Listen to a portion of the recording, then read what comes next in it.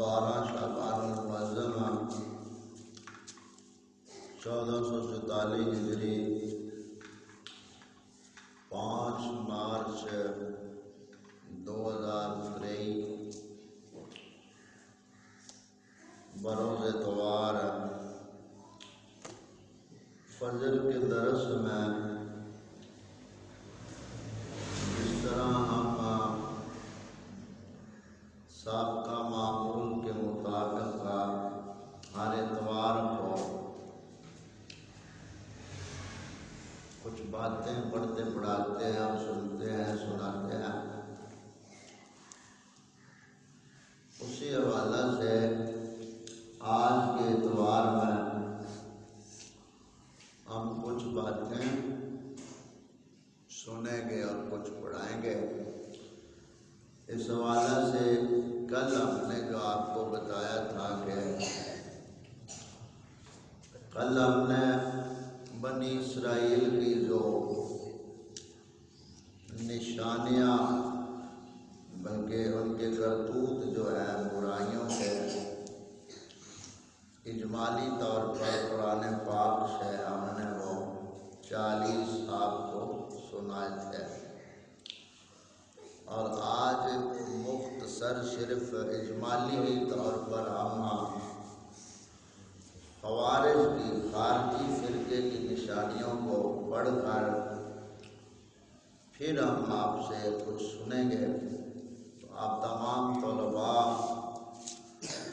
توجہ سے سیدھے ہو کر بیٹھیں، اور جن بچوں کے سروں پہ ٹوپیاں نہیں ہیں یہ ٹوپیاں اٹھا کر اپنے سروں کے اوپر رکھ لیں وہاں سے، اور یہ کوشش کیا کریں کہ مسجد میں سر ڈھانپ کر آیا کرو اور سر ڈھانپ کر بیٹھا کرو۔ تو اس حوالے سے ہم جو پڑھ رہے ہیں خوارج کی نشانیاں ہیں۔ سب سے پہلے آپ خوارج کا معنی سمجھیں گے، پھر ان کی صفتیں اور ان کی نشانیاں جب بڑے طلباء آپ توجہ رکھیں گے تو پھر آپ کو خارجیوں کا پتہ چلے گا کہ یہ کتنے سخت دل اور ظالم لوگ ہیں۔ تو ان سے بچنے کے لیے ان نشانیوں کو ہم اس سبق میں پڑھیں گے۔ تو سب سے پہلی بات یہ کہ مسلمانوں میں جتنے فرقے ہیں، ہمارے آقا کریم صلی اللہ علیہ وآلہ وسلم نے فرمایا کہ میری امت کے 73 فرقے ہو جائیں گے، اور ان میں سے 72 فرقے جہنمی ہوں گے، اور ان میں سے ایک فرقہ ہوگا جو نجات پانے والا ہوگا۔ صحابہ پاک رضوان اللہ علیہم اجمعین عرض گزار ہوئے، یا رسول اللہ صلی اللہ علیہ وسلم، وہ جو نجات پانے والا فرقہ ہے وہ کون سا ہے؟ تو آقا کریم صلی اللہ علیہ وسلم نے فرمایا کہ وہ جماعت ہے، یعنی جن کا عقیدہ صحابہ کے عقیدے جیسا ہوگا وہ جماعت نجات پانے والی۔ اس حدیث پاک کو تمام فرقوں والے بیان کرتے ہیں، اور وہ نجات والا فرقہ اپنے آپ کو ہی سمجھتے ہیں۔ تو ہم نے یہ بات اپنے دل میں پکی باندھ لینی ہے، ضمیر سوچ میں، کہ بحمدہ تعالیٰ ہم ہی اہل سنت و جماعت اہل حق ہیں۔ اس کے علاوہ جتنے فرقے دعوے کرتے ہیں وہ سب جھوٹے ہیں۔ تو کسی کے مکر چکر فریب میں آ کر اپنا ایمان نہیں دینا۔ تو اس حوالہ سے یہ ایک فرقہ خارجیوں کا ظاہر ہوا۔ یہ فرقہ کب ظاہر ہوا خارجیوں کا، اس کو آپ سمجھنا، آگے پھر ہم نشانیاں بیان کرتے ہیں۔ خوارج کا گروہ جب مولا علی شیر خدا رضی اللہ تعالیٰ عنہ چوتھے خلیفہ ہیں اور حضرت امیر معاویہ رضی اللہ تعالیٰ عنہ کے درمیان حکم بنائے گئے فریقین کی طرف سے، یعنی جنگ صفین اور جنگ جمل ہو جانے کے بعد جب دونوں طرف سے ثالث مقرر کیے گئے کہ آپ ہمارا فیصلہ جو ثالث ہیں وہ قرآن پاک کے حوالے سے کریں اور ہم دونوں فریق اس فیصلے کو مانیں گے، تو اس پس منظر میں حکم عمر بن عاص رضی اللہ تعالیٰ عنہ جو صحابی رسول ہیں، عمر بن عاص ان کو حکم مقرر بنایا گیا حضرت امیر معاویہ کی طرف سے، اور حضرت ابو موسیٰ اشعری کو مولا علی رضی اللہ تعالیٰ عنہ کی طرف سے حکم ثالث مقرر کیا گیا کہ جو فیصلہ یہ کریں گے وہ فریقین کو تسلیم ہوگا۔ تو اس پس منظر میں ثالثین جو تھے انہوں نے فیصلہ یہ کیا کہ ملک شام کہ جو حکومت ہے، خلافت ہے، وہ حضرت امیر معاویہ لے لیں اور مدینہ پاک میں مولا مشکل کشا ہو جائے۔ تو اس تحت جب یہ فیصلہ ہو کہ آپ مولا مشکل کشا مدینہ کے آپ امیر بن گئے اور شام کے حضرت امیر معاویہ بن گئے، اس پس منظر میں ایک گروہ نکلا، اور وہی گروہ تھا جس گروہ نے پہلے مولا علی شیر خدا سے محبت کے دعوے کیے ہوئے تھے۔ تو انہوں نے کہا کہ اے علی، تو نے اپنی خلافت کا فیصلہ کرانا تھا، تو خلیفہ من جانب اللہ ہے، خلیفہ منصوص ہے، اللہ تعالیٰ نے تجھے خلیفہ بنایا ہے، تو نے مخلوق کو خلیفہ مان کر معاذ اللہ شرک کیا ہے۔ یہ وہی خارجی گروہ پہلے جو مولا علی شیر خدا رضی اللہ تعالیٰ عنہ کی محبت کا مدعی تھا، جب ثالث کا فیصلہ ہو گیا تو انہی محبت کرنے والوں نے، جو شیعان علی خود کو اس وقت کہتے تھے، انہوں نے کہا کہ اے علی، تو نے فیصلہ غیر اللہ سے کرا لیا، غیر اللہ کو حکم مان لیا ہے، لہذا ہم تمہاری بائعت نہیں کرتے ہیں جب تک تم توبہ نہ کرو بعد اللہ۔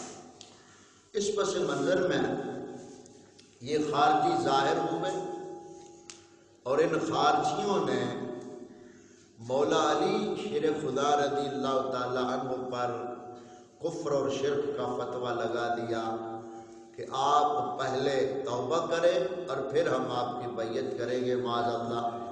یہ خارجیوں نے کہا، اور یہ وہی ٹولہ تھا جو پہلے محبت کا دعویٰ کرتا تھا، محبت کا، مولا علی پاک کی محبت کا دعویٰ، آخر وہی بدبخت نکلے۔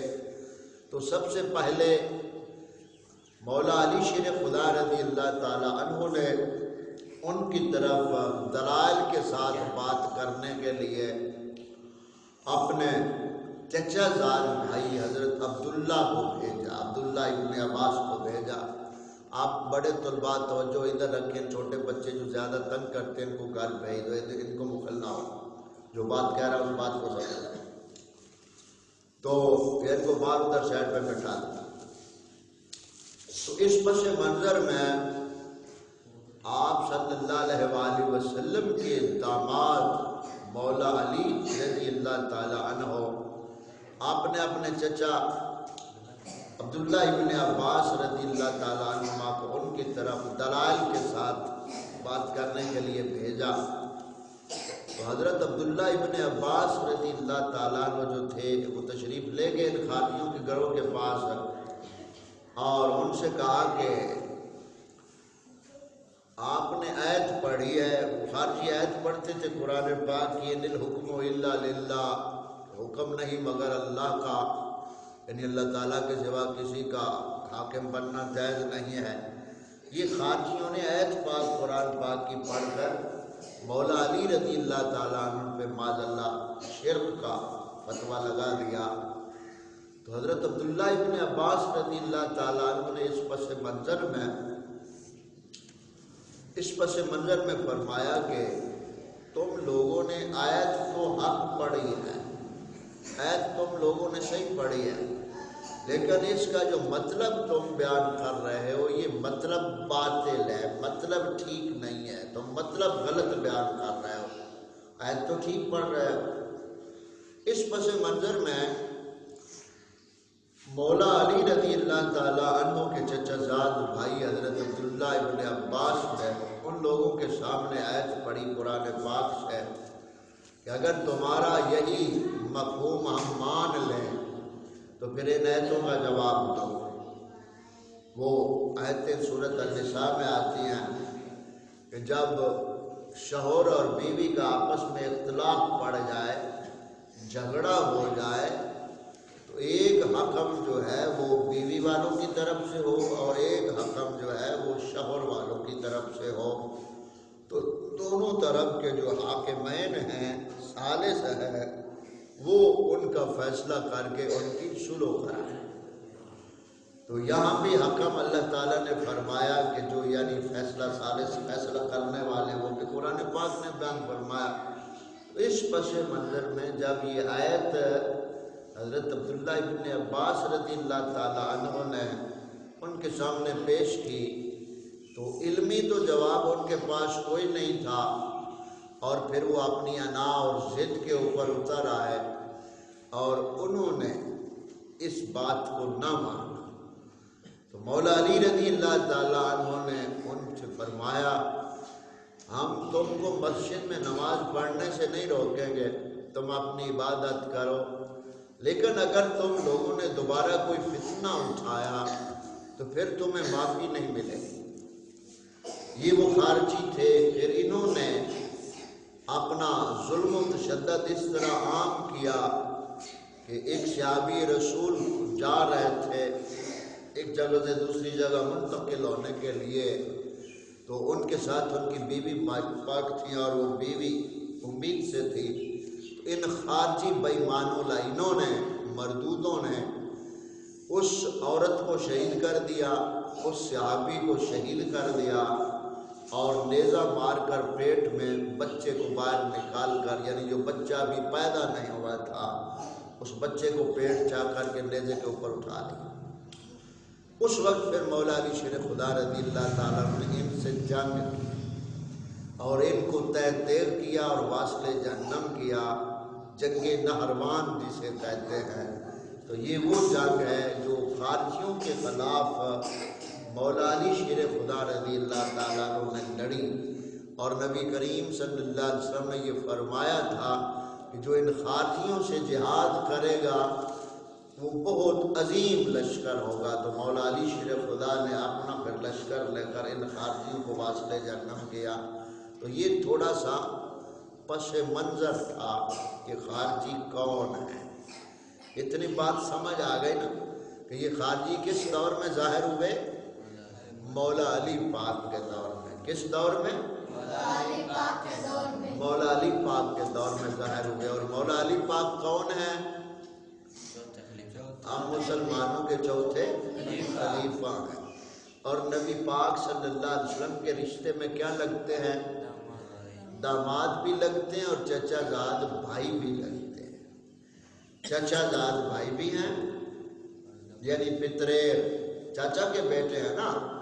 تو آقا کریم صلی اللہ علیہ وسلم نے دینی حوالے سے بھی ان کو بھائی فرمایا، پہلی تو میرا دنیا اور آخرت میں بھائی ہے۔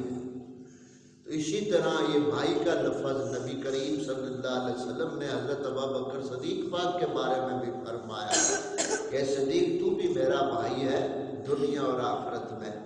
تو یہ ایک تعارف تھا ان خارجیوں کے حوالے سے۔ یہ تقریباً 40 ہجری کے قریب یہ رونما واقعات ہوئے کم و بیش سن ہجری کے حوالے سے، یعنی حضرت عثمان پاک کی شہادت کے بعد یہ سارے واقعات رونما ہوئے۔ تو یہ مختصر خارجیوں کا تعارف تھا، ٹھیک ہے۔ اب ہم اگلی نشست میں ان کی نشانیوں کو اجمالی طور پر پڑھیں گے۔ تمام کتب احادیث میں ملی جلی جو ان خارجیوں کی نشانیاں ہیں ان کو ہم صرف اجمالی طور پر ان نشانیوں پہ ہم تبصرہ نہیں کریں گے، تفصیل نہیں بیان کریں گے، اجمالی طور پر صرف وہ نشانیاں بتا دیں گے کہ یہ نشانی جس میں پائی جائے وہ خارجی ہوگا۔ وہ ہم صرف مفہوماً عرض کریں گے، یعنی مفہوم بیان کریں گے۔ پہلی نشانی یہ ہے کہ وہ کم سن عمر ہوں گے، کم سن عمر یعنی نوجوان نوخیز لڑکے ہوں گے، اٹھتی جوانی والے، جیسے آج کل آپ وہابیوں دیوبندیوں میں دیکھتے ہیں ڈشکرے قسم کے نوجوان طرح طرح کے باتیں کرتے ہیں۔ تو یہ پہلی نشانی ہے۔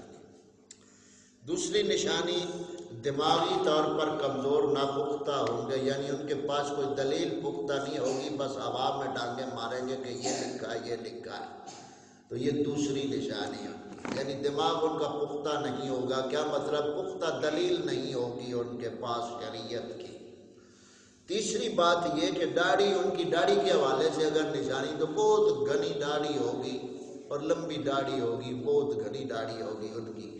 حالانکہ مولا مشکل کشا رضی اللہ تعالیٰ عنہ کی داڑھی مبارک بہت گھنی تھی اور آپ کا سینہ مبارک، داڑھی مبارک آپ سے بھرا ہوا تھا، تو یہ مماثلت ان سے نہیں۔ ان کی نشانی یہ ہے کہ داڑھی گھنی ہوگی۔ مولا علی پاک کی بھی داڑھی مبارک بہت گھنی تھی، تو یہ اگر کوئی کہے تو پھر مولا علی پاک بھی معاذ اللہ ایسے ہو گئے، تو یہ ان بدبختوں کی اپنی حماقت ہے، کیونکہ مولا علی شیر خدا کی ذات تو ان تمام باتوں سے مستثنیٰ ہے۔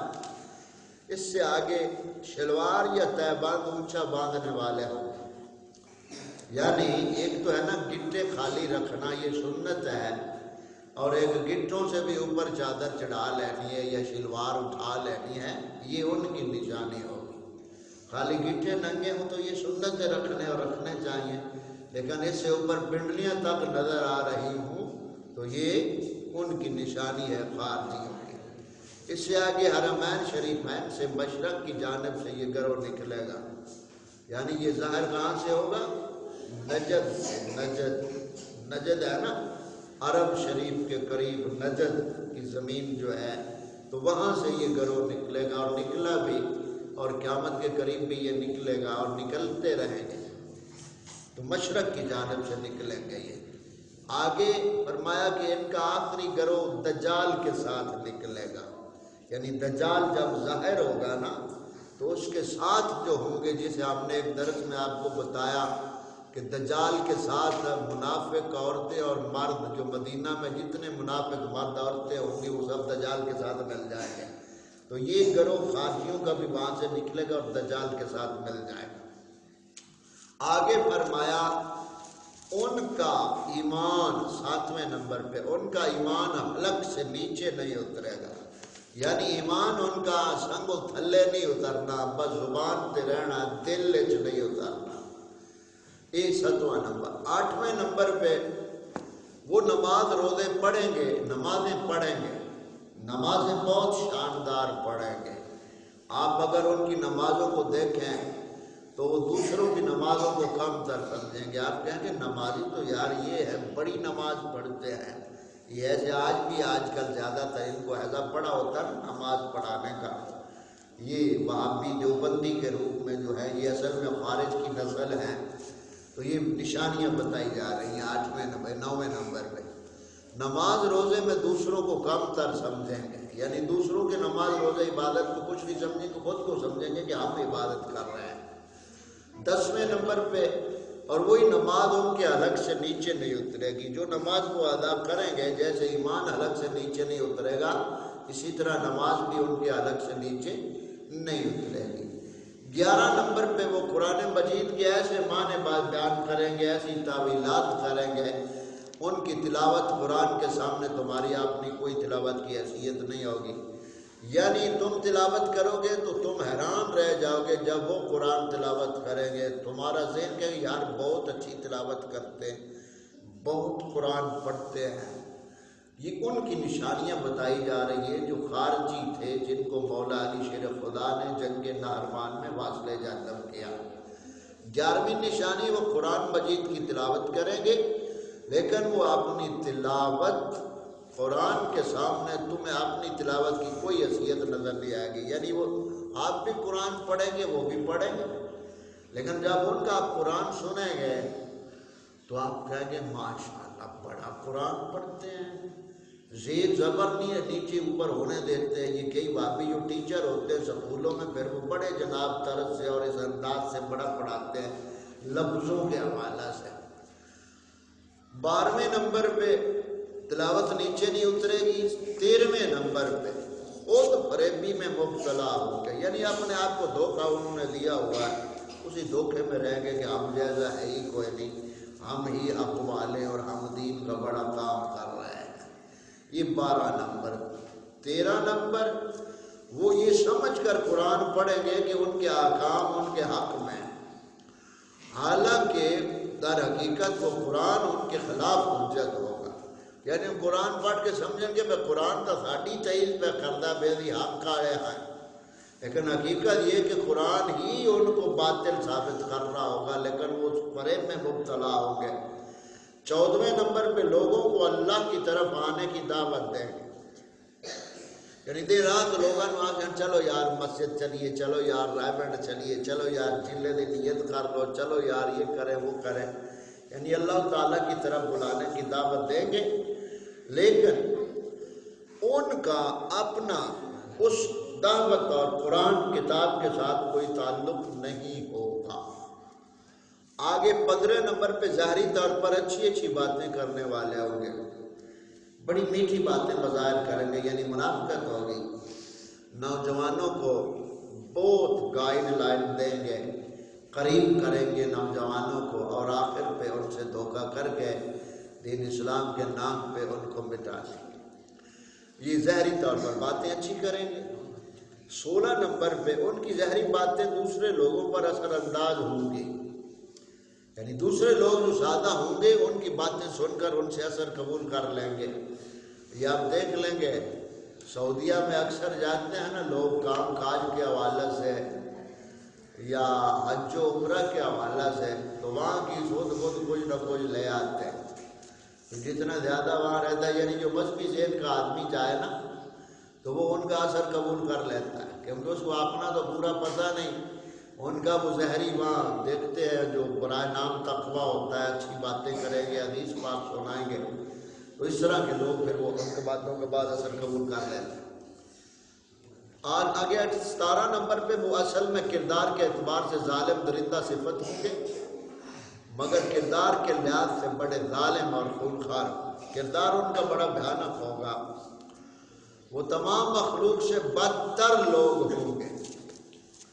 اور آگے 19 نمبر پہ 20 نمبر پہ اختلاف اور فرقہ واریت کے وقت میں منظر پر ہوگا، اور 21 نمبر پہ وہ مسلمانوں کو چھوڑ دیں گے، اپنا بت پرستوں کو چھوڑ دیں گے اور مسلمانوں کو قتل کریں گے، بت پرستوں کو چھوڑ دیں گے، مسلمانوں کو قتل کریں گے۔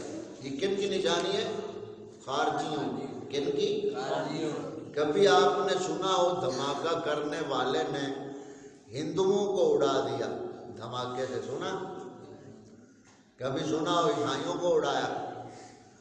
کبھی سنا ہو کہ سکھوں کو اڑایا ہو دھماکے سے؟ یہ سب مشرک ہیں، یعنی ہندو بھی، عیسائی بھی، یہودی بھی اور سکھ بھی، یہ سب کون ہیں؟ مشرک۔ ان کو کبھی انہوں نے دھماکہ نہیں دوڑایا ادھر، لیکن مسلمان کتنے مرتے ہیں، مساجد میں دھماکہ ہوتا ہے، بڑی بڑی اجتماع میں دھماکہ ہوتا ہے، تو یہ دھماکے سے مسلمانوں کو قتل کریں گے اور مشرکوں کو چھوڑ دیں گے، ان کو کچھ نہیں کریں گے۔ یہ جہاں بھی دھماکہ ہوتا ہے، یہ دھماکہ کرنے والے جو ہوتے ہیں ان کا تعلق انہی جماعتوں خارجیوں سے ہوتا ہے۔ تو یہ 21 نمبر پہ۔ 22 نمبر پہ ناحق خون بہائیں گے۔ 23 نمبر وہ رہزن ہوں گے، ناحق خون بہائیں گے جس کا اللہ تعالیٰ نے حکم نہیں دیا اور غیر مسلموں کو اس حوالے سے۔ آگے 22 نمبر پہ 24 نمبر پہ وہ قرآن کریم کی محکم آیات پر ایمان لائیں گے جبکہ اس کی مشابہات کے سبب ہلاک ہوں گے۔ 25 نمبر وہ زبانی کلامی حق بات جبکہ اندر سے منافق ہوں گے۔ 26 نمبر وہ کفار کے حق میں نازل ہونے والی آیات کا اطلاق مسلمانوں پر کریں گے، یعنی اللہ تعالیٰ نے جو آیات کو مشرکین اور بتوں کی مذمت میں نازل کیا تھا، خارجی لوگ ان آیات کو اللہ تعالیٰ کے نبیوں ولیوں پر فٹ کریں گے اور ان کو نعوذ باللہ بتوں کے برابر قرار دیں گے۔